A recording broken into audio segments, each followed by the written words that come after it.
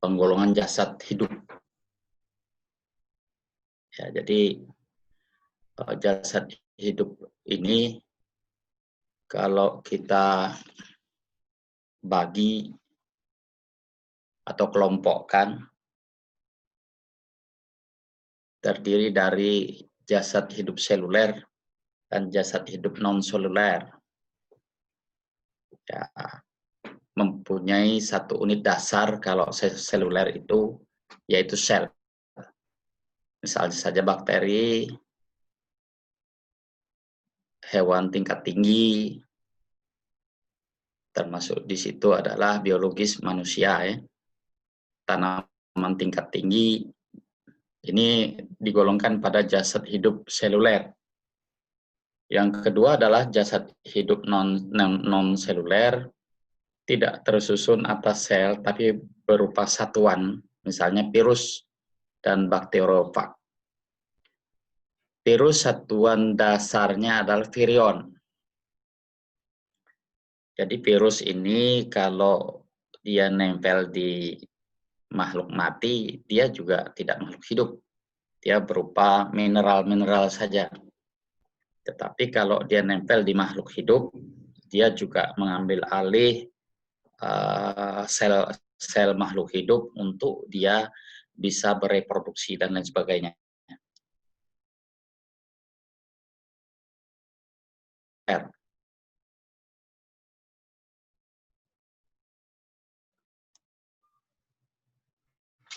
Yaitu virus yang mengandung bahan genetik berupa DNA atau RNA yang diselubungi oleh protein yang disebut dengan kapsid, dan pada beberapa jenis virus ada juga komponen lain, misalnya lemak. Kemudian satuan dasar virus disebut virion, diameternya 20-300 nanomikron, yaitu lebih kecil dari sel prokariot yang paling kecil.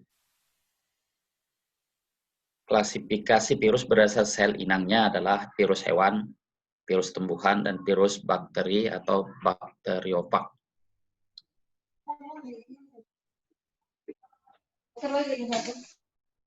Saudara-saudara sekalian, kalau kita lanjut lagi dengan DNA atau RNA ini, yang dimiliki oleh virus adalah partikel yang lebih sederhana sebenarnya. Ya, partikel yang lebih sederhana dari virus, yaitu viroid dan virion. Viroid molekul kecil RNA yang terdiri atas 359 basa nukleotida, yang beberapa minggu lalu kita cerita tentang nukleotida, bagaimana bentuk heliknya dan sebagainya. Dan tidak diselubungi oleh protein, contohnya viroid yang menyebabkan penyakit pada kentang dan sebagainya. Kemudian virion, suatu partikel yang terdiri atas molekul kecil protein, ada yang terdiri atas 250 asam amino yang tidak mempunyai asam nukleat. Virion berasal dari istilah proteinaceous, infectious particle atau molekul protein sebagai agen penyebab penyakit. Oleh penemu Stanley B. Brusner, contoh prion adalah penyebab penyakit neurogeneratif, penyakit bovine spongiform encephalopathy. Kalau sering disebut dengan penyakit sapi gila. Jadi spongiform encephalopathy.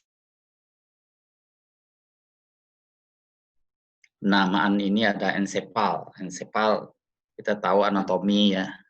Ensepalon, jadi lapisan otak yang jadi diserang.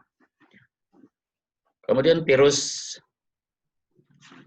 bersifat parasit, bisa memperbanyak diri jika berada dalam suatu sel inang yang sesuai. Ya, kita kembali lagi dengan contoh sekarang ini, kenapa kita juga kuliah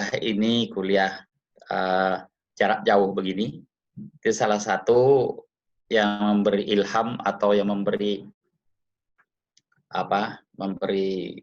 kata orang pasti ada kebaikannya. Tentunya kebaikan ini adalah kita bisa kuliah jarak jauh semacam ini. Kalau tidak dipaksakan, kita ketemu di tempat.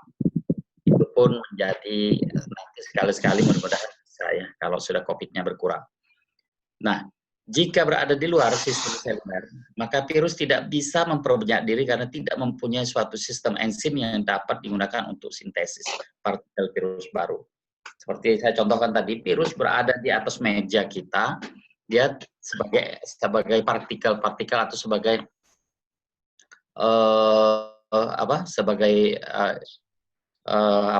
partikel-partikel kecil yang tidak bisa hidup kalau di luar dari sel yang sesuai.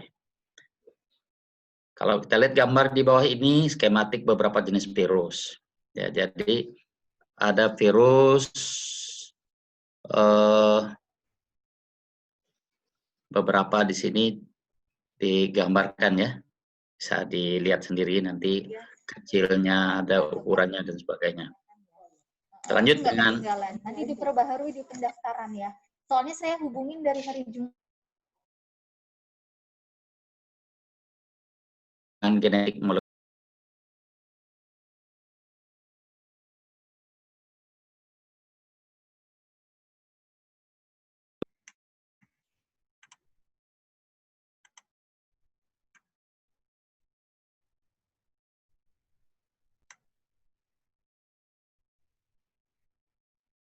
Namun dalam perkembangan genetik molekuler telah dilakukan eksploitasi virus untuk kepentingan praktis.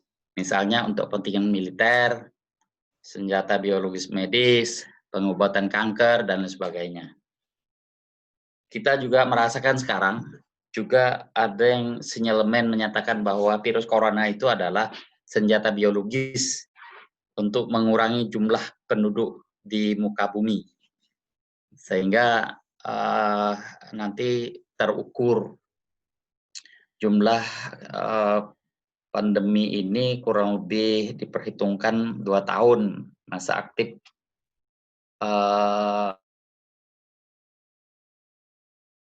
hilang, tetapi dia tidak begitu aktif lagi karena daya tahan tubuh makin meningkat. Itu adalah perkiraan-perkiraan ahli epidemiologi. Tapi setiap epidemiologi tidak sama dalam menilai ini. Saya rasa itu logis ya, orang memperhitungkan pergerakan virus ini dari Wuhan ke seluruh dunia.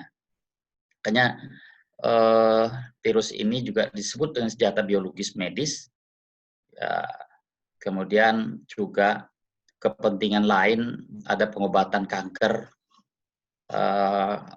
dan lain-lain yang dibutuhkan, bisa juga sebagai kepentingan vaksin ya, yang pada saat ini juga sedang diolah, diuji coba vaksin dari virus-virus ini. Selanjutnya adalah salah satu protein prion ada yang bisa menyebabkan apoptosis. Apa itu apoptosis? Adalah program kematian sel secara normal dengan cara menghilangkan sel yang tidak diinginkan. Prinsip inilah yang digunakan dalam pencarian obat anti kanker. Ya, jadi betapa ahli biologi sel sekarang melihat dari DNA RNA, baik itu virus maupun sel-sel biasa, ahli ini akan mencoba, misalnya ada seseorang yang di dalam tubuhnya ada turunan, misalnya turunan genetika diabetes misalnya. Sekarang sudah beberapa percobaan ingin menghilangkan turunan itu akan bisa direkayasa, ya. Begitu juga beberapa prinsip-prinsip apoptosis yang dicari oleh para ilmuwan untuk menghilangkan sel yang tidak diinginkan. Nah, jadi seperti sel kanker yang tidak diinginkan oleh protein virion ini akan dikembangkan untuk menyerang sel-sel yang tidak diinginkan, misalnya yang mengandung kanker, sehingga pada saat diterapikan yang disasar itu adalah sel-sel kanker saja, yang normal tidak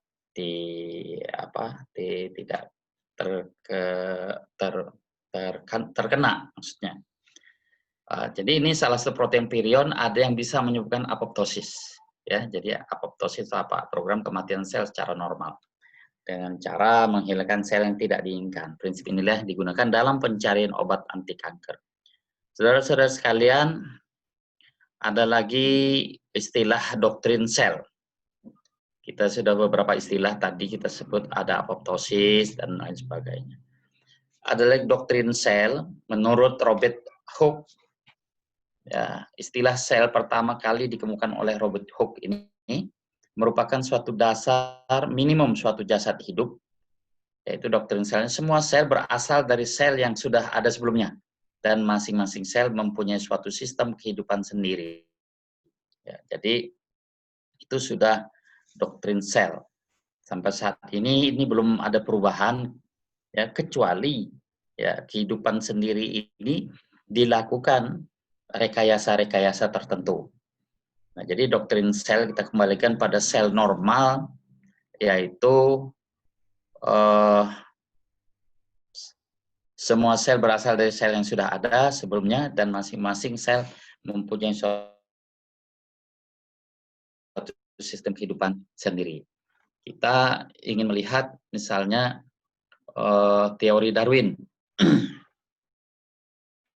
Teori Darwin ini bahwa evolusi kera itu asal muasal manusia, gitu. Ternyata setelah ditelusuri saat ini dia tidak udah masuk sudah. Ya, dia tidak tidak ada penyimpangan, tetapi sel ini akan menjadi hal yang dicoba untuk disilangkan dan lain sebagainya, ya. Jadi itu yang terjadi. Kemudian sifat sel dinamis yang selalu mengalami perubahan, adanya proses transformasi seluler yang melibatkan macam-macam reaksi molekuler. Kita lihat para ahli mengatakan adalah pengaturan seluler itu dilakukan oleh sel memiliki dua fungsi utama. Yang pertama adalah sebagai piranti kimiawi yang melakukan proses metabolisme. Ya, tentunya nanti kita coba lihat metabolisme sel itu. Ya. Kemudian sebagai piranti yang menyimpan kode-kode informasi biologis yang akan diturunkan kepada keturunannya. Ini pengaturan seluler yang dilakukan oleh sel memiliki dua fungsi. Ya. Fungsi utama adalah piranti kimianya, kemudian piranti yang menyimpan kode genetik. Tentunya yang kita pelajari minggu-minggu lalu.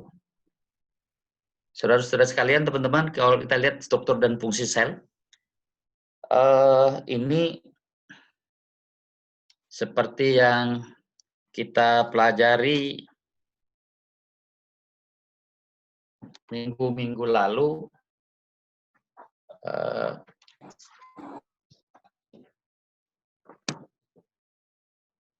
ini adalah struktur dan fungsi sel. Nah, kalau kita lihat secara detail, ya, ada mitokondrion, ada sitoplasma, ada lisosom, ada ribosom, ada rok endoplasmic reticulum atau kasar, ya, plasma membran atau dinding sel, ada lagi smooth endoplasmic reticulum, ini retikulum yang lembut, kemudian ada ribosom, ada centriole, ada nukleus, ada nukleolus, kromatin, nuclear pore, ada nuclear envelope, dan ada Golgi kompleks atau kompleks Golgi. Ini sangat kalau kita pelajari di dalam biologi sel, tadi ada teori-teori sel, kemudian alat bantu dari kita melihat sel tentunya, ada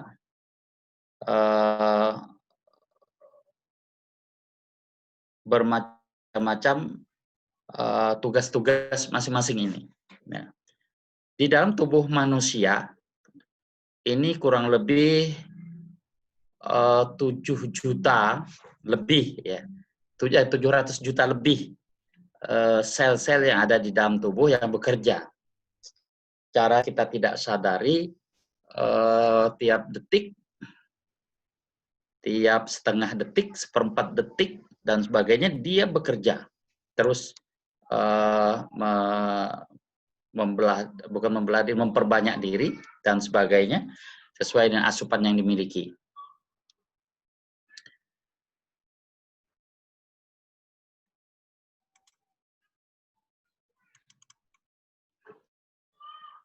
Saudara-saudara sekalian, kalau kita lihat lagi, apa itu sel? Kita lihat struktur dan gambar di atas, mudah-mudahan nanti kita dapat share ke rekan-rekan sekalian untuk bisa lebih memahami nanti fungsi-fungsi yang ada di dalam ini. Tapi ini hanya sekedar mengulang sekali lagi. Apa itu sel? Sel adalah bagian terkecil dari tubuh makhluk hidup yang membentuk struktur dan fungsi tertentu. Ya, kalau kita cerita ada sel saraf, ada sel otot, ada sel lemak, ada sel bermacam-macam sel yang ada dengan tipe dan perjalanan hidupnya sendiri-sendiri yang kalau kita rasakan di dalam tubuh kita tidak merasakan, tetapi di situ ada hal-hal yang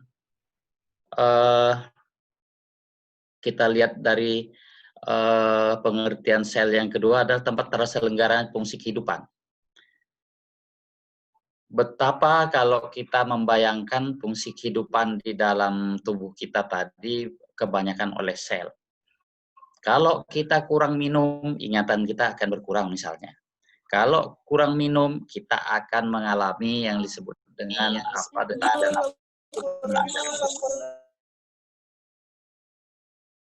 itu sel. Baik, tadi saya sebutkan 700 ya. Mohon maaf ini. Saya barusan ini kemarin 700 itu sel produksi sel Germanitivum ya. Tapi kalau sel manusia secara keseluruhan 75 triliun. Saya juga kalau diduitkan ini sangat banyak. Mohon maaf tadi saya tidak menyebutkan yang 700 tadi. Itu ada kalau kita bicara dengan sel-sel yang menjadi reproduksi yang terus-menerus direproduksi oleh satu organ kita yang disebut dengan testis itu. Tetapi ini kalau manusia secara dewasa seluruhnya adalah kurang lebih 75 triliun. Ini juga saya kalau ditanya, Pak, berdasarkan apa cara perhitungannya itu, mohon saya belum ketemu. Mohon kalau saudara-saudara, teman-teman ada, bantu kita untuk teman-teman kita bersama-sama memahaminya. Karena belum tereksplor saya dari teori cara menghitungnya. Kalau seperti TV menghitung pemirsa, ratingnya berapa, itu ada sudah pakai Google, jadi ketahuan betul televisi itu yang nonton berapa gitu ya. Nah, kalau manusia dewasa 70 triliun sel ini yang saya belum tahu cara menghitungnya. Tetapi untuk sementara ini kita pahami sajalah, dalam tubuh kita itu 75 triliun itu bayangkan saja, kalau tidak sinkron, apa yang terjadi di dalam tubuh kita itu. Tadi kalau kita lihat dari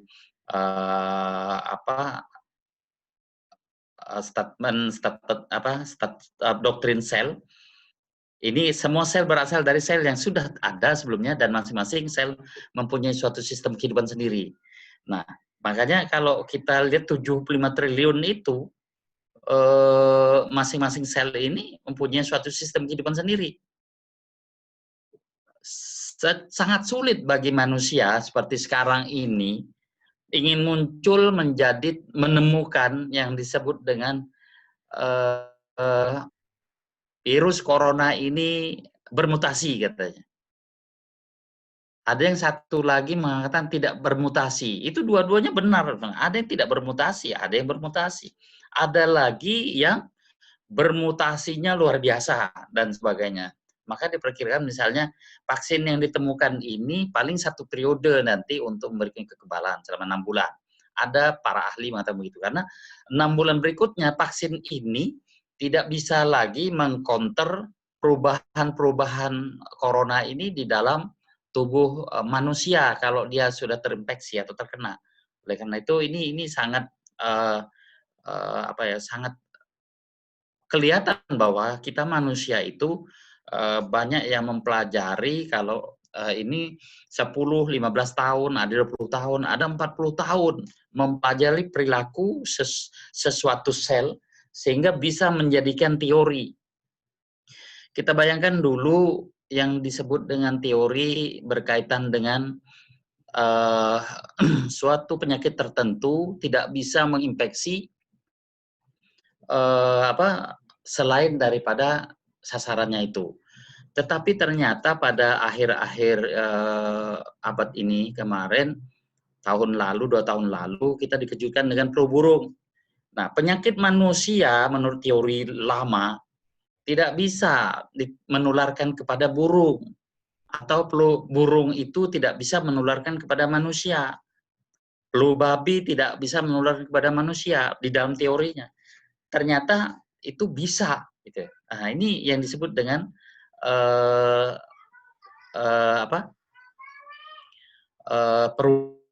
perubahan yang terjadi di dalam kehidupan. Ya, jadi itu. Kemudian yang apa itu sel tadi? Ukuran, bentuk, dan fungsi bervariasi. Nah, jadi kalau doktrin kita apa itu sel adalah bagian kecil dari tubuh makhluk hidup yang membentuk struktur dan fungsi tertentu. Kemudian tempat terselenggaranya fungsi kehidupan. Ya, kalau kita dalami lagi sebagai seorang pakar biologi yang lebih dalam lagi sangat-sangat berdampak terhadap proses penyembuhan, proses terjadinya penyakit, proses fisiologi tubuh manusia, proses fisiologi hewan, proses fisiologi tumbuhan. Ya, kalau kita lihat teman-teman di pertanian sekarang menemukan beberapa keunggulan, misalnya padi yang selama ini kan kita tahunya dulu setahun, padi sekarang menjadi 6 bulan, sekarang menjadi 3 bulan. Sekarang zamannya SBY sudah 3 bulan, zamannya Megawati 2 bulan sudah panen. Nah, zamannya Pak Jokowi diharapkan oleh para pakar ini 1 bulan. Karena apa? Memenuhi kebutuhan jumlah manusia Indonesia ini jangan sampai impor beras itu harus merekayasa tanaman yang disebut bahan pokok kita yaitu beras atau padi. Nah, jadi kita tidak tahu ke depan dengan yang 1 bulan itu apa dampaknya terhadap sel tubuh kita, ya sel tubuh yang tadi tempat terselenggaranya fungsi kehidupan. Karena apa? Karena setiap bulir, setiap ini akan dilakukan rekayasa tertentu. Ada yang menggunakan nuklir, ada yang menggunakan pupuk-pupuk ini dan sebagainya, sehingga juga nanti berdampak pada sel-sel di dalam tubuh manusia. Nah, ini yang juga setelah pakar ini itu terjadinya kurang lebih 5-15 tahun ya, baru kelihatan seseorang yang mengkonsumsi misalnya beras yang 1 bulan yang yang tadi beras yang dapat hidupnya 1 bulan langsung panen. Nah, sekarang ini orang berbalik lagi pada beras-beras yang panennya 1 tahun gitu. Apa yang disebut dengan tidak menggunakan pestisida, tidak menggunakan pupuk, dia menggunakan tanah penyubur alami dan sebagainya. Harganya pun berlipat-lipat ya. Kalau di Kaltim ini ada beras yang harganya 50-an ribu 1 kilo. Itu beras Malinau. Jadi ada 50 ribuan sekilo. Nah, ini contoh-contoh dari sel tanaman itu mengalami produksi-produksi tertentu di mana hara, di mana tempat dia ditanam mengalami hal-hal lonjakan tertentu. Ya, jadi baik itu yang kita dapat eksplor mengenai apa itu sel. Saudara-saudara sekalian, teman-teman, kita lihat di sini organisasi seluler ini, ya, makhluk hidup, ya, berdasarkan jumlah sel. Tadi kalau kita lihat berapa 75 triliun, kemudian terbagi lagi, ada yang bersel satu atau tunggal, uniseluler atau monoseluler, ada lagi yang banyak sel atau multiseluler. Multiseluler ini ada tumbuhan, ada hewan, manusia, kemudian sel satu, amoeba, dan bakteri. Nah, di mana letaknya virus? Di mana letaknya virus? Mungkin ada yang ingin menambahkan, membantu saya. Di mana letak contohnya virus berada di multi atau berada di satu sel?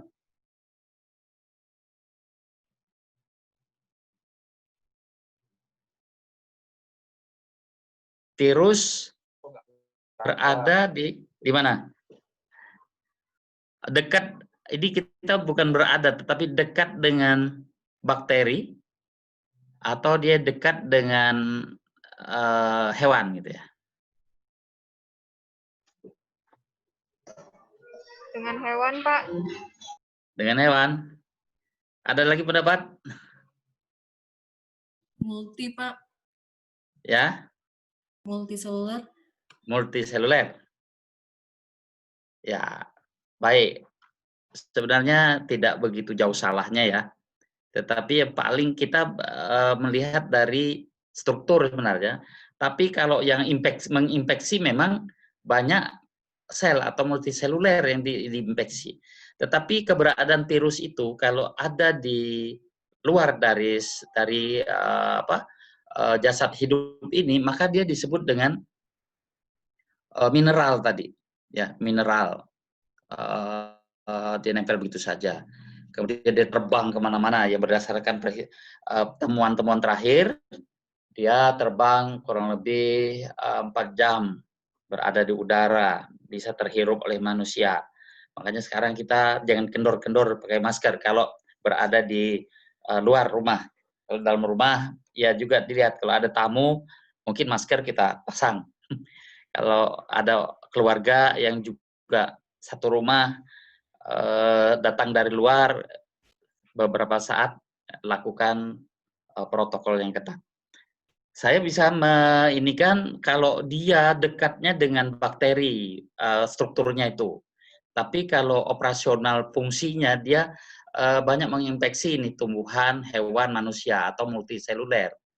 Nah, kalau di bakteri dia tidak. Nah, kalau dia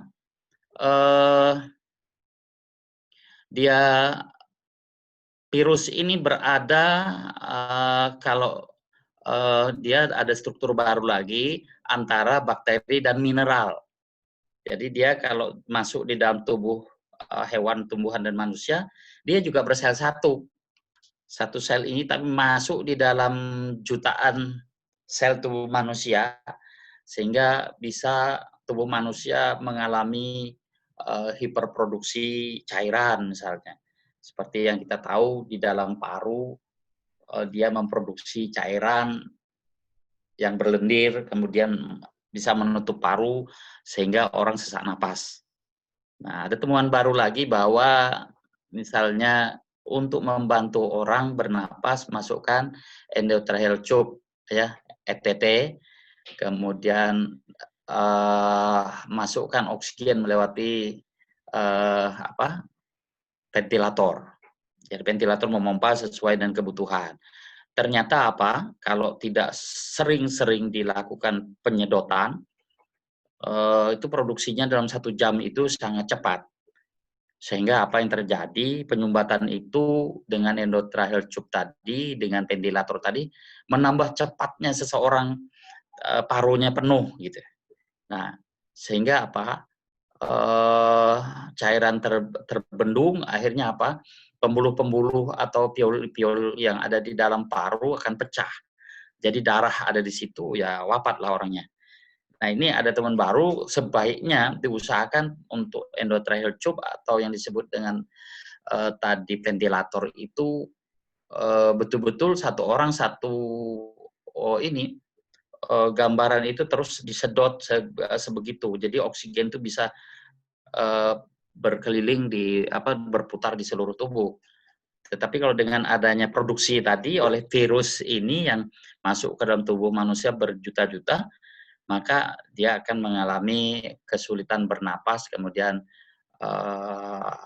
cairan itu keluar terus dan sebagainya. Oke, teman-teman sekalian, jadi ini kalau kita bicara struktur makhluk hidup di dalam keseimbangannya dan di dalam organisasi sel, dia disebut juga tadi mineral dan bersel satu. Jadi dekatlah dia dengan bakteri. Tetapi untuk menginfeksinya dia dekat dengan tumbuhan, hewan, dan manusia. Jadi kalau manusia ya seperti kita tahu ya, corona, HIV, kemudian lagi ada SARS, kemudian ya SARS itu termasuk corona juga ya, cuman dari segi ininya menyerangnya beda. Maka orang menyebut virus-virus yang istilahnya bentuknya corona, tetapi perilakunya bagaimana dari perilaku itulah menjadi definisi virus itu disebut, diberi nama. Teman-teman sekalian, sel berdasarkan inti. Kalau ini tadi berdasarkan struktur, ya dari apa itu sel. Jadi sel makhluk itu berdasarkan selnya. Kalau ini berdasarkan membran inti.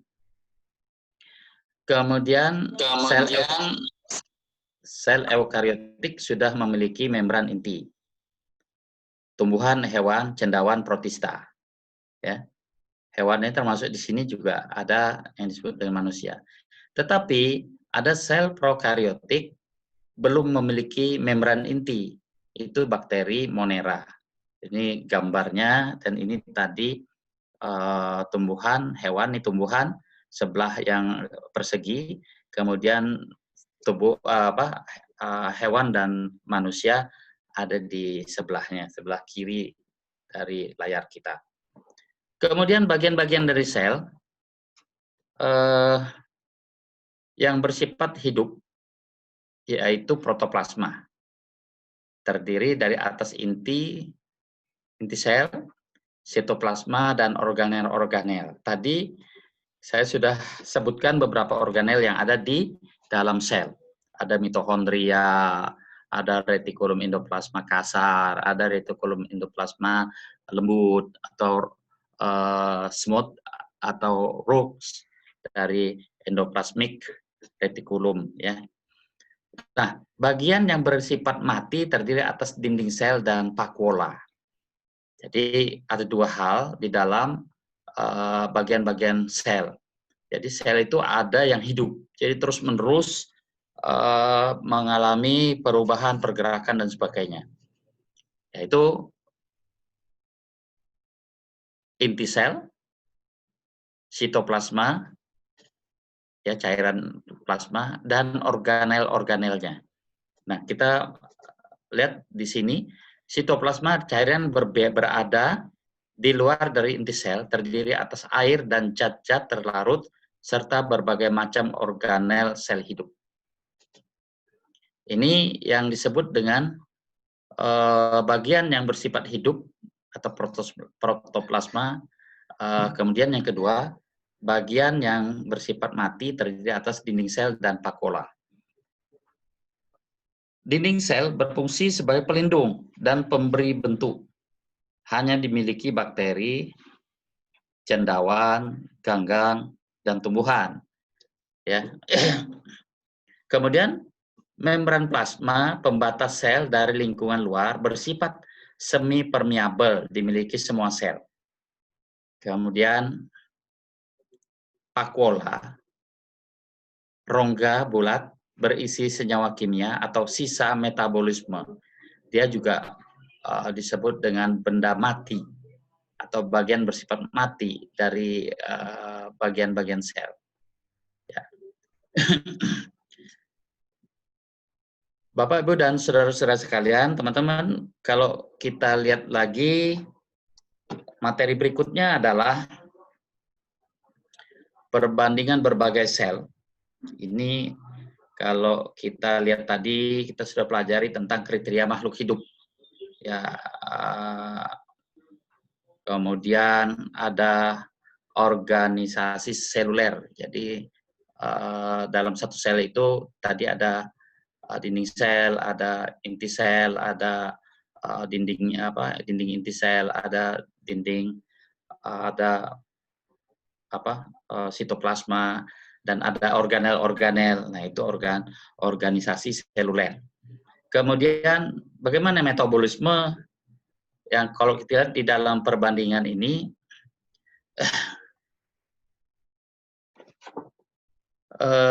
misalnya saja ini plant cell, sel dari tumbuhan, ini animal cell.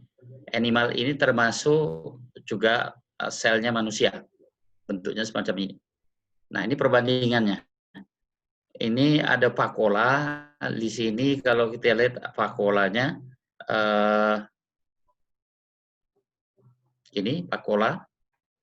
Di atas kalau di tumbuhan dia berada di tengah, ini vakuola. Ada lisosom, kalau dilihat lagi dari sel tumbuhan,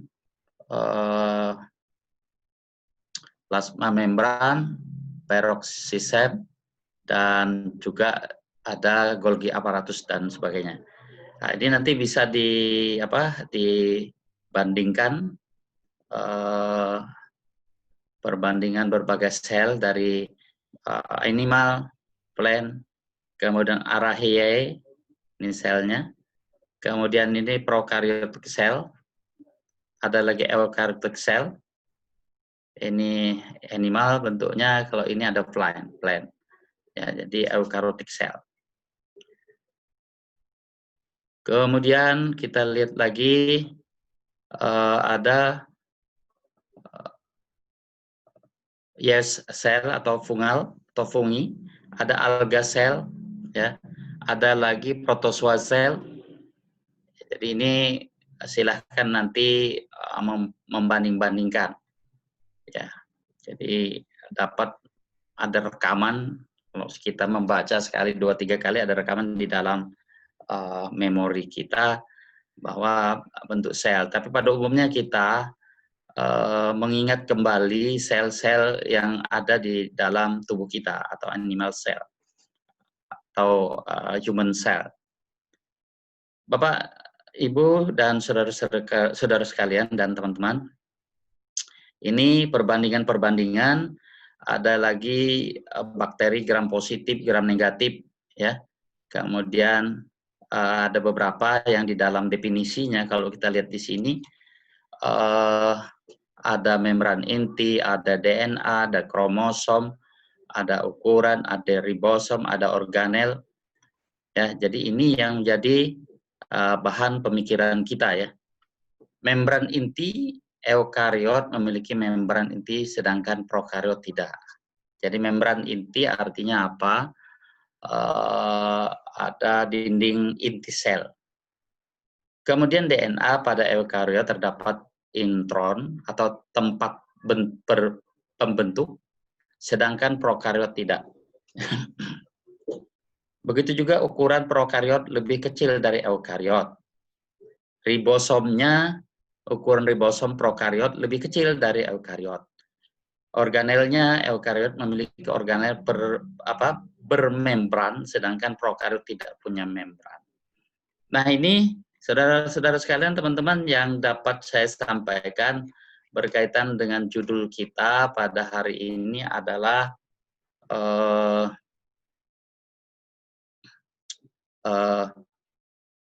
organisasi biologis jasad hidup. Atau disebut juga yang sudah kita bahas adalah penggolongan jasad hidup. Ini ada dua, jasad hidup seluler dan jasad hidup non-seluler. Kemudian kalau kita menggambarkan isi jasad non-seluler itu virus, ya, dan kemudian ini beberapa hal. Setelah itu kita melihat sel. Ini tentunya yang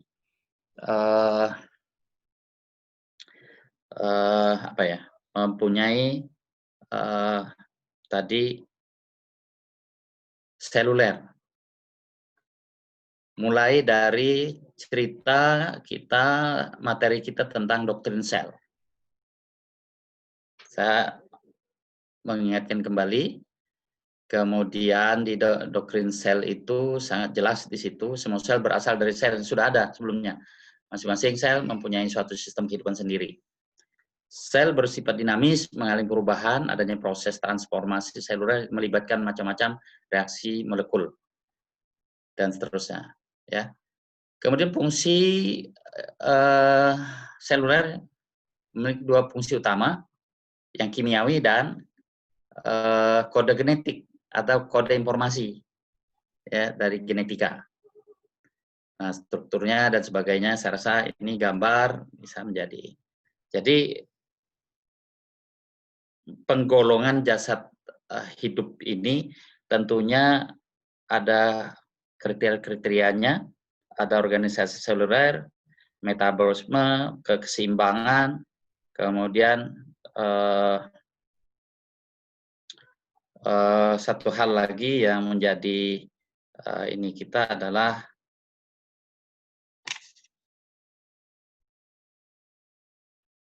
tumbuh dan berkembangnya sebenarnya.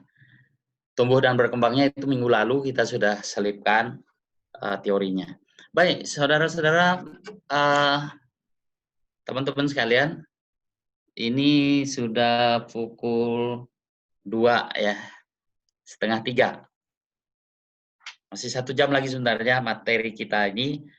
Ada satu lagi yang kita coba explore nanti. Tapi di sini mungkin ada yang ingin membantu saya menambahkan dari materi kita. Silakan.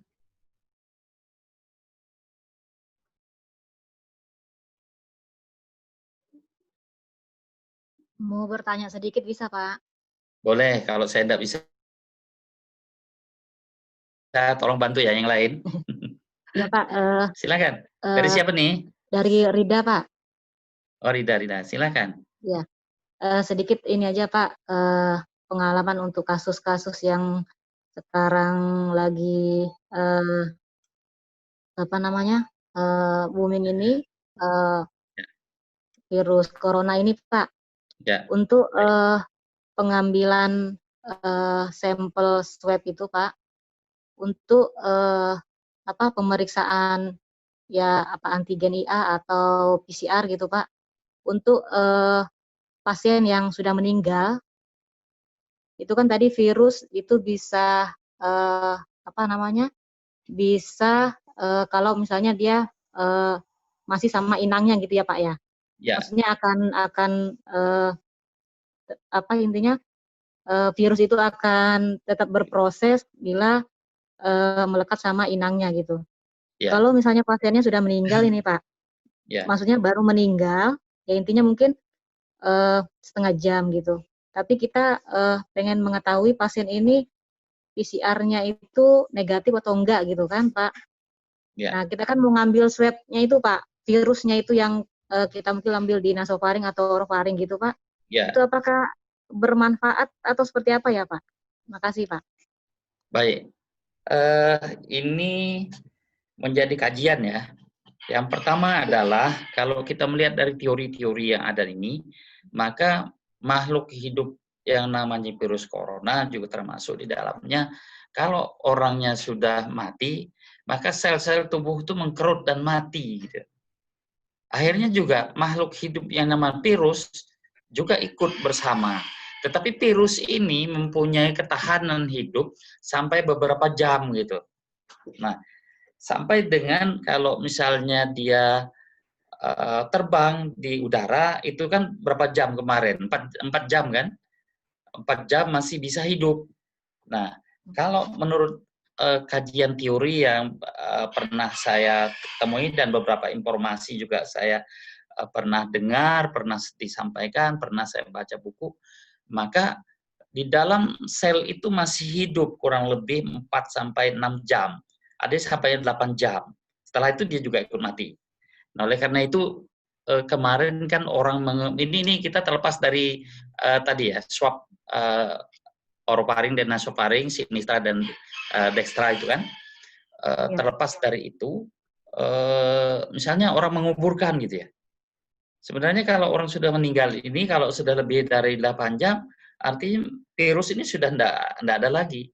Cuman persoalannya pada saat menguburkan orang banyak, kemudian ada yang terinfeksi. Nah ini yang dari orang ke orang, bukan dari jenazahnya.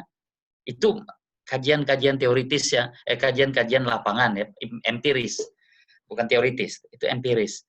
Sehingga ya makanya orang mengalami sesuatu yang orang berkerumun itu tidak boleh banyak.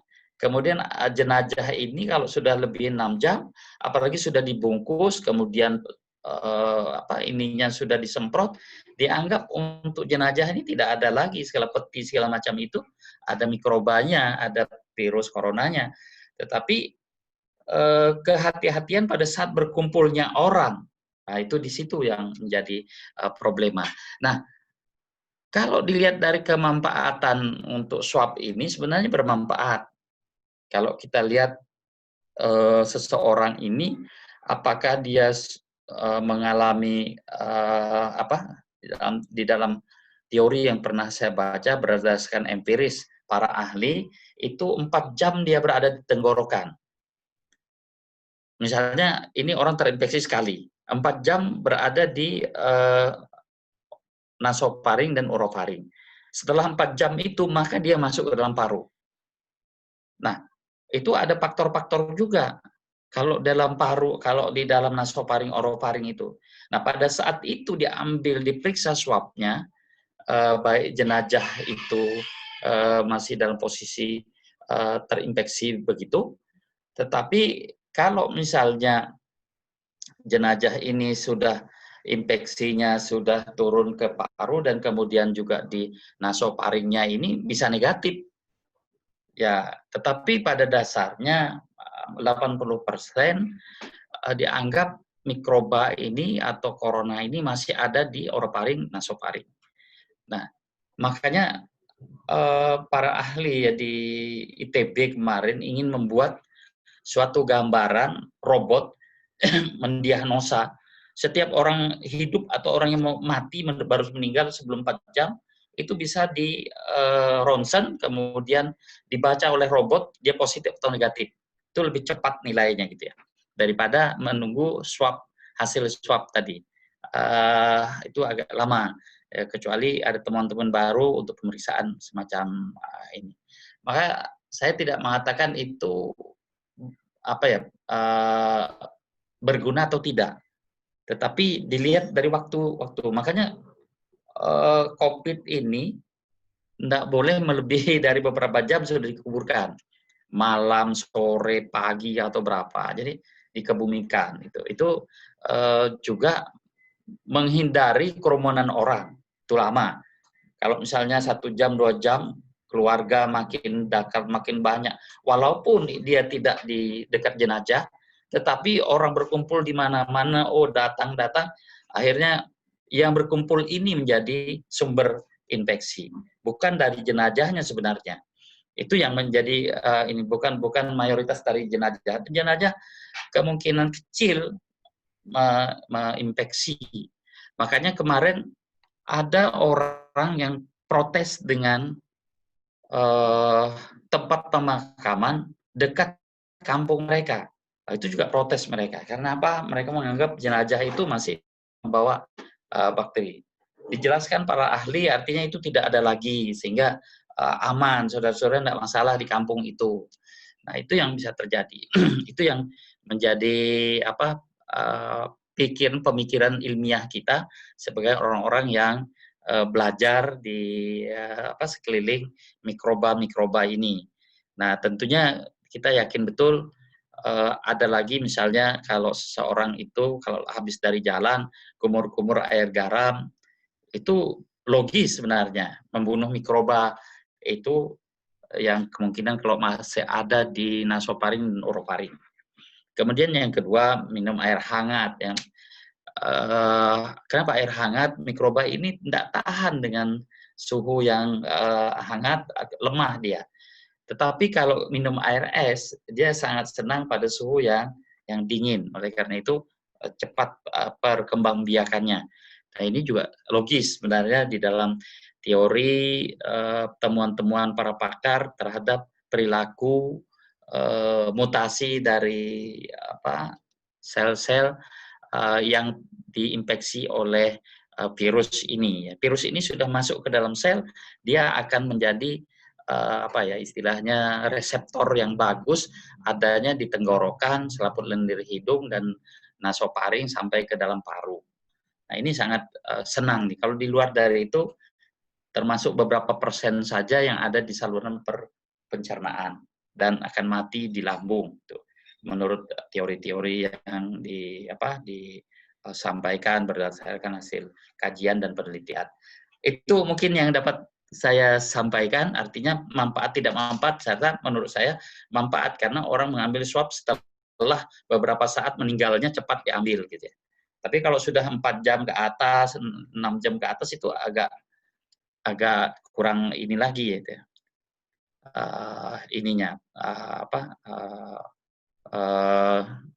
Makhluk hidup ini akan dia hancur menjadi partikel-partikel biasa.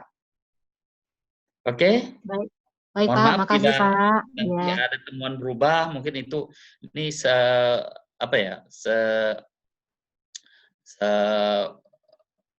pengetahuan saya yang selama mengikuti informasi, mengikuti beberapa kajian, beberapa seminar di online, saya ikuti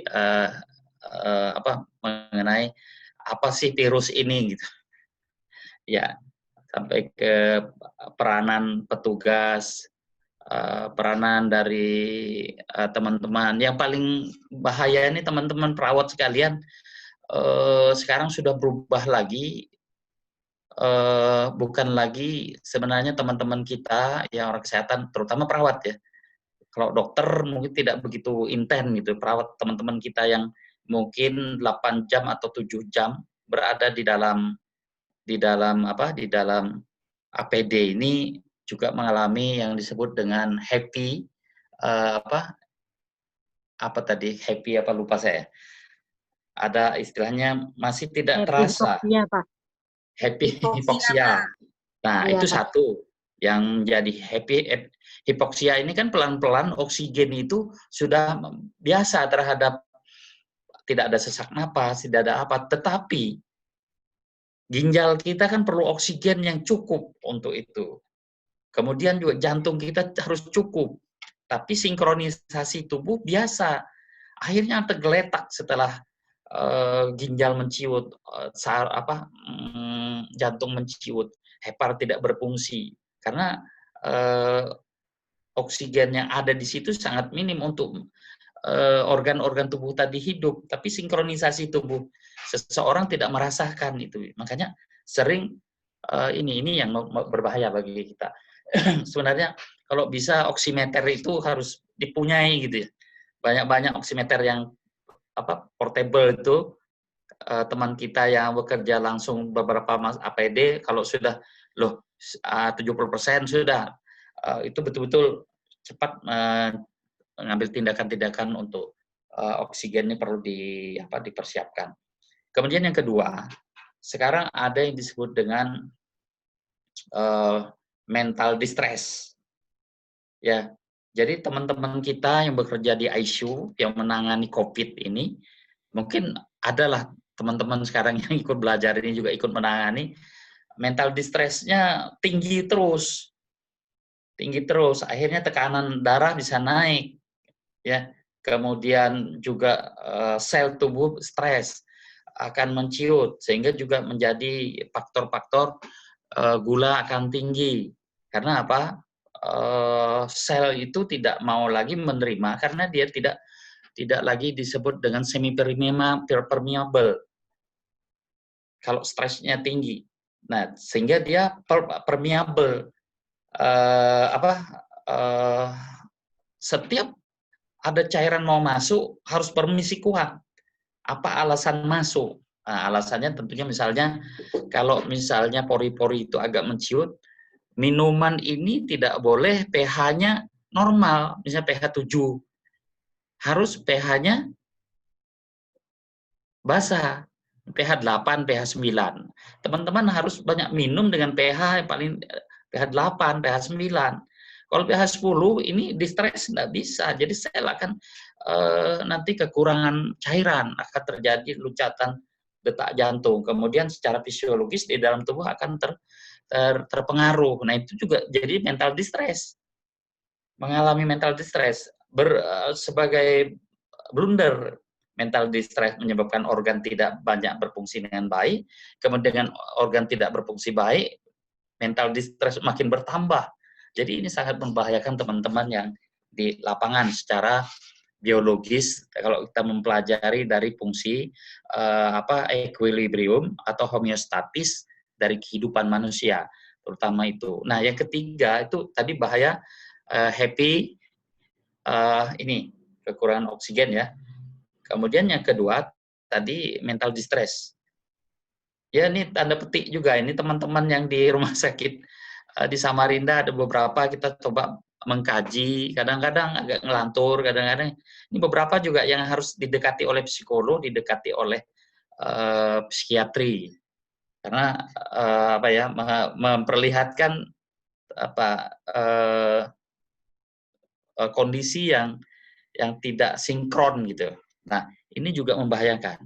Kemudian yang ketiga, yang teman-teman mungkin yang bekerja di garis depan itu ICU atau di karantina atau di rumah sakit yang khusus fungsinya untuk COVID, ini sangat juga bersama-sama mengendalikan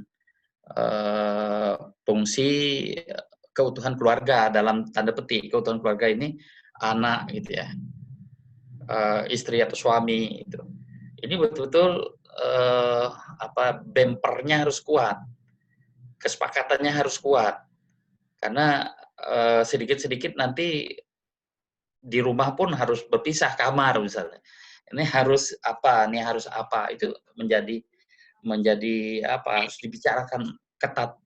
Nah 3 hal ini kalau saya lihat, kalau dilihat dari kita bicara biologis, dengan tugas sangat berat dari teman-teman kita, saya rasa itu menjadi perhatian kita bersama lah untuk perawat. Saya berharap bagaimana Persatuan Perawat Indonesia juga melihatkan kepada negara bahwa teman-teman kita itu harus adil lah, juga diberi insentifnya misalnya. Kemudian kalau saya lihat kemarin di Medan sudah diberhentikan, sudah tidak dipakai lagi, honornya juga dipotong, ada juga yang tidak diberi. Nah juga di Jakarta kemarin ada di Jawa Timur, hotel sudah tidak mau lagi menampung mereka, kemudian mereka disuruh keluar mencari ini.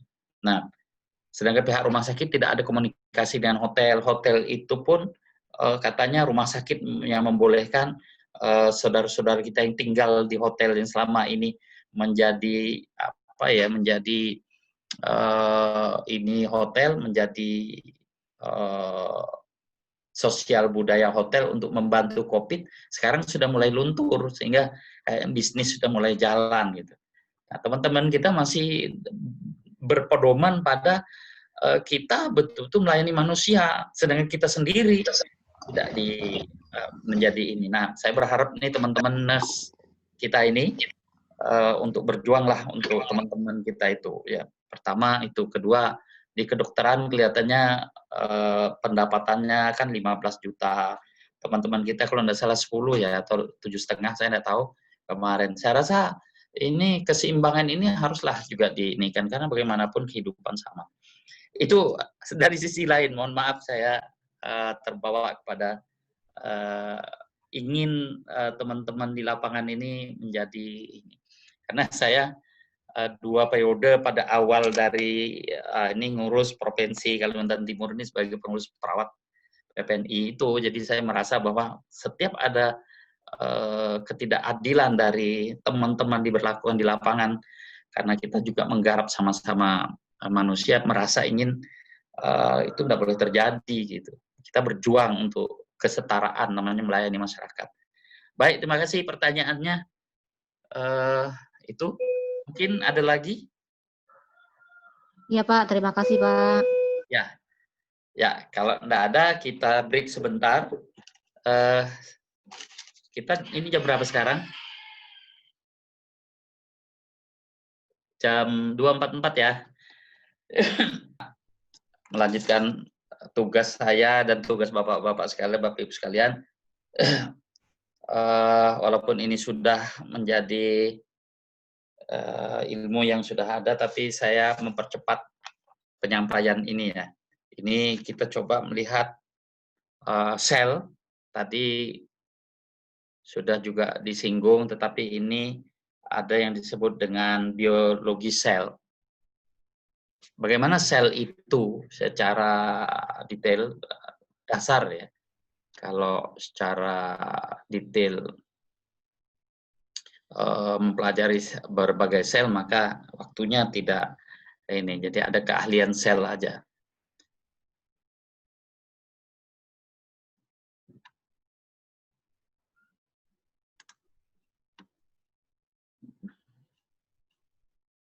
Ya. Satuan kehidupan terkecil yang menyusun tubuh makhluk hidup tadi sudah sama. Tempat terselenggaranya fungsi kehidupan itu sel. Itu di dalam teorinya sel. Ini adalah hal yang perlu kita samakan persepsinya. Sejarah sel, Anthony van Leeuwenhoek membuat dan menggunakan mikroskop menyebut sel sebagai satuan kehidupan.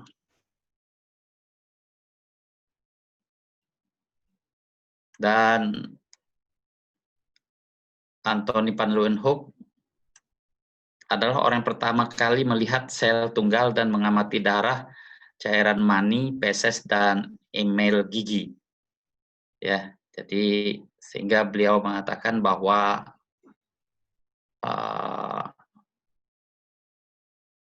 satuan kehidupan.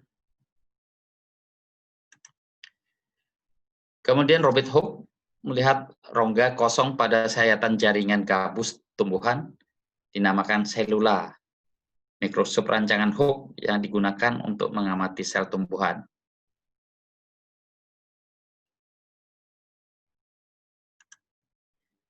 Kemudian Sladen dan Swan, semua makhluk terdiri dari sel unit struktur dan fungsi terkecil dari semua makhluk hidup. Ada lagi Johannes Evangelista Purkinje mengenalkan istilah protoplasma atau zat yang pertama kali dibentuk tersusun dari nukleus dan sitoplasma. Kemudian ada Rudolf Virchow, setiap sel yang ada berasal dari sel sebelumnya. Tadi juga sudah disebutkan bahwa prinsip kehidupan di dalam sel itu mengacu pada sel-sel yang sudah ada. Bagian sel tadi sudah ini saya lewati saja, membran plasma, sitoplasma, nukleus, organel ya. Molekul-molekul penyusun sel itu ada karbohidrat, ada protein, ada air, ada lipid, ada asam nukleat. Bisa disebut diingat kalau kita kan kapalan, gitu. Karbohidrat, protein, air, lipid, dan asam nukleat. Sehingga ada yang memudahkan belajar kapalan. Jadi molekul-molekul yang penyusun sel itu adalah kapalan, yaitu karbohidrat, protein, air, lipid, dan asam nukleat.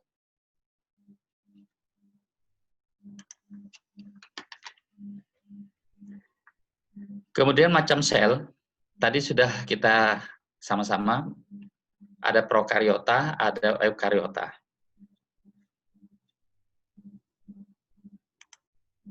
Nah, ini gambar tadi sudah juga kita pelajari. Kalau di dalam biologi sel ini jelas juga disampaikan. Lanjut aja. Ini macam-macamnya tadi, membran plasma, inti sel, sitoplasma, sitoskeleton, ribosom, retikulum endoplasmik, yang kasar, kemudian yang lembut, ya, badan Golgi, lisosom, peroksisom, mitokondria.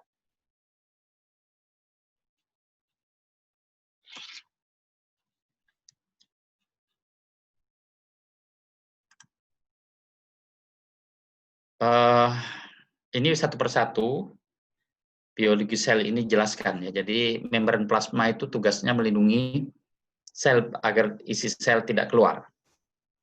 Kemudian pengatur pertukaran zat yang keluar masuk ke dalam sel, melakukan seleksi terhadap zat yang boleh keluar dan masuk dari dalam dan luar sel. Kemudian tersusun atas karbohidrat, protein, dan lemak. Nah, ini contohnya gambar membran plasma. Jadi kalau dilihat dari sini itu protein integral, ada lagi glikoprotein, ada hidrofilik, ada hidrofobik, dan protein yang terbenam, kemudian protein periferal atau protein menempel yang ada di dalam membran plasma.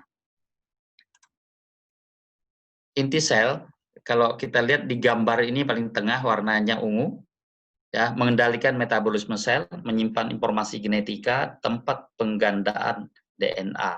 Ini sangat fatal sel. Makanya kalau sel ini tadi terganggu oleh keseimbangan keluar masuknya cairan di dalam tubuh, seperti tadi, kalau di stres pori-pori sel ini tidak bisa memasukkan cairan. Makanya perlu pH yang lebih basah. Gitu. Makanya kalau terlalu asam, tubuh kita itu sel akan merana di dalam tubuh gitu. Ya, jadi usahakan minum kita adalah agak basah gitu. Apalagi pekerjaan-pekerjaan yang membutuhkan pikiran yang lebih ini, stres kita tinggi. Ya, saya sebutkan tadi teman-teman kita yang di garda depan di pelayanan COVID ini sangat sangat stres. Baik stres fisik maupun stres psikologi yang terus-menerus menerpa teman-teman sekalian di lapangan. Kemudian sitoplasma, tugasnya adalah merupakan cairan sel dalam sel. Disebut juga dengan sitosol karena mirip dengan zeli atau koloid. Kemudian berfungsi sebagai tempat berlangsungnya metabolisme sel. Di dalamnya terdapat berbagai organel sel. Ini sitoplasma. Kemudian lanjut lagi dengan sitoskeleton ya, sebagai pemberi bentuk sel, pengatur gerakan sel berupa jaringan protein, filamen, dan tubulus. Saya rasa ini istilah-istilah ini sudah melekat di dalam ini kita. Kemudian ribosom, butiran kecil nukleoprotein yang tersebar di sitoplasma. Jadi di dalam sitoplasma itu ada ribosom. Ada yang melekat di retikulum endoplasma atau retikulum endoplasma tersebut dinamakan RE kasar ya, rogue endoplasmic reticulum. Kemudian melakukan sintesis protein, itu ada di ribosom.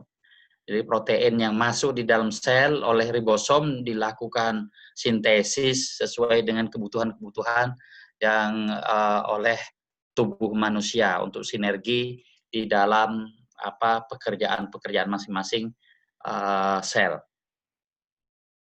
Berikutnya adalah retikulum endoplasmic terbagi dua, kasar dan halus. Yang kasar ditempeli ribosom untuk sintesis protein, sedangkan halus tidak punya ribosom untuk sintesis lemak. Jadi beda. Jadi kalau yang kasar untuk sintesis protein, kemudian yang halus itu sintesis lemak. Badan Golgi berbentuk kantong pipih yang berkelok-kelok, memodifikasi protein dengan menambahkan oligosarida atau glikolisis, membentuk lisosom.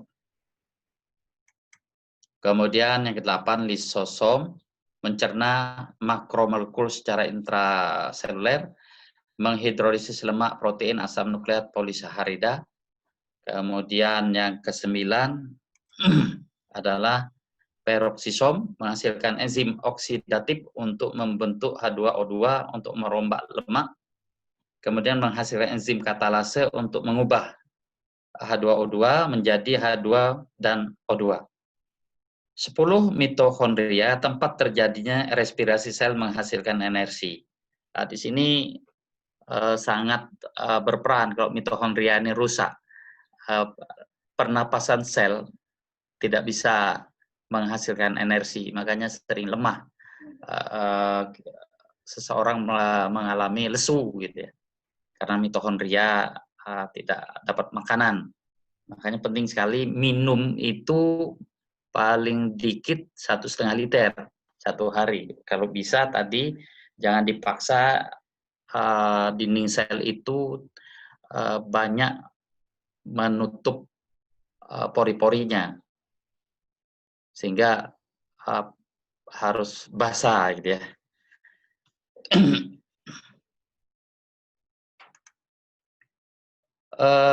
Perbedaan sel tumbuhan dan hewan. Organel sentriol, dinding sel, vakuola, plastida. Hewan termasuk juga itu manusia di dalamnya. Ini bisa dilihat ya. Kemudian lanjut lagi. Tadi perbedaan sel tumbuhan dan hewan sudah kita bahas juga di situ. Kemudian sentriol mengatur pembelahan sel dan pemisahan kromosom selama pembelahan sel pada hewan atau manusia. Dinding sel keras karena tersusun oleh selulosa, pektin, glikoprotein, dan hemiselulosa. Ada 8 lagi. Apa itu vakuola? Kantong berisi cairan pada tumbuhan berfungsi sebagai pengatur tekanan turgor. Ya, jadi ada elastisitas. Vakuola itu penting. Kalau misalnya tahap tumbuhan itu kita tidak kena air, maka turgornya akan mengalami ini dan akhirnya mati. Karena itu penting sekali cairan. Yang keempat adalah plastida. Plastida terdiri dari kloroplas, mengandung klorofil, tilakoids, stroma, kromoplas, leukoplas, dan sebagainya ya. Jadi ini berada di sel tumbuhan. Transport pada membran plasma. Ada transport pasif, ada transport aktif. Nah, kita lihat dengan transport pasif tanpa menggunakan energi, ada 2, difusi dan osmosa. Difusi molekul air melintasi membran permeabel. Jadi tadi, makanya kalau di sel tidak terjadi permeabilitas, jadi dia semi permeabel. Kalau difusi sederhana, terfasilitasi, dibantu dengan protein membawa di membran plasma sehingga membentuk kanal dan molekul bergerak melintas. Kalau osmosa tadi difusi ada molekul air melintasi membran permeabel. Kalau difusi itu terfasilitasi oleh protein, membuat kanal sehingga dia bisa masuk. Sedangkan transport aktif dengan menggunakan energi karena dari konsentrasi rendah ke tinggi. Ada namanya endositosis dan eksositosis.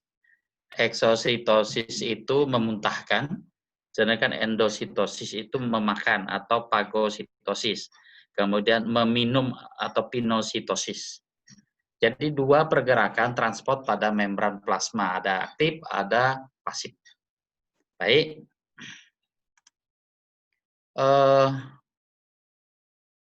Kita lihat difusi sederhana. Ini kristal air dalam air. Ya, jadi yang di atas. Kemudian kristal kemudian gas dalam ruangan. Kalau kita melihat ini sama dengan tadi virus misalnya ada di ruangan ini, nanti tergantung pada ini akan menyebar kemana gitu. Ya, jadi gas di dalam ruangan ini difusi sederhana. Kemudian difusi terfasilitasi, yang satu tadi adalah di dalam sel, kemudian di luar sel. Nah, jadi protein yang membuat kanal membawa zat-zat tertentu untuk masuk ke dalam sel. Ya. Kemudian osmosis semi permeable membran. Ini terdiri dari sel yang ada di tubuh kita, semi permeable. Ada low solute dan high solute. Jadi kalau ada high solute maka dia menuju ke low solute ya, sehingga terjadi keseimbangan pertukaran.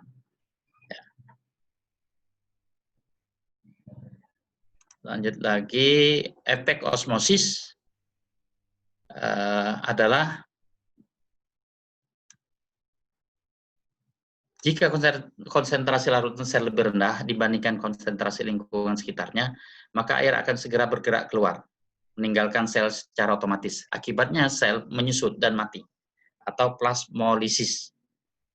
Konsentrasi larutan sel lebih rendah dibanding konsentrasi lingkungan sekitarnya, maka air akan segera bergerak keluar, meninggalkan sel secara otomatis. Akibatnya sel menyusut dan mati.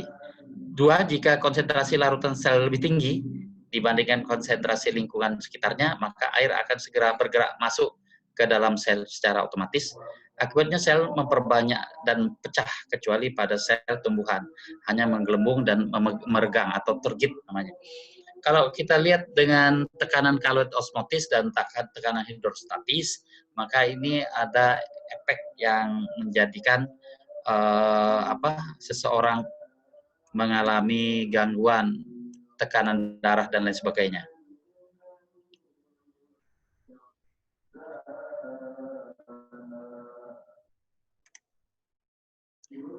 Transport aktif, zat masuk keluar dari dalam sel melawan gradien konsentrasi. Ini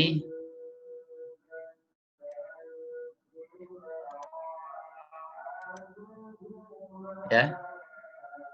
Kalau kita melihat di sini ada protein kanal, ada protein pembawa, ada protein pompa. Nah, ini difusi sederhana, transport pasif, difusi terfasilitasi, ada protein pembawa.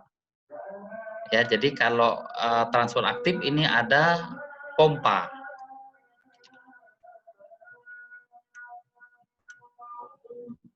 Oke. Endositosis dan eksositosis. Bahan yang menjadi bahan yang sangat besar tidak dapat melalui membran. Maka bahan dibungkus dalam gelembung dengan mekanisme tertentu, dikeluarkan dari sel. Namanya eksositosis atau masuk endositosis. Jadi dalam tubuh itu sangat diatur sebegitu rupa oleh Yang Maha Kuasa ya, kalau kita lihat dari equilibrium keseimbangan ini, sehingga di dalam tubuh kita terjadi pinositas dan fagositosis. Fagositosis ya. Nah, tidak dapat melalui membran, maka bahan dibungkus dalam gelembung dengan mekanisme tertentu dikeluarkan dari sel atau eksositosis atau masuk endositosis.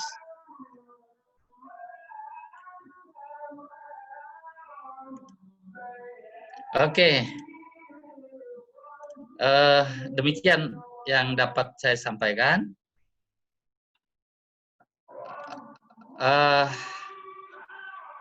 Hari ini mungkin ada pertanyaan, waktunya juga sudah pukul 3 ya.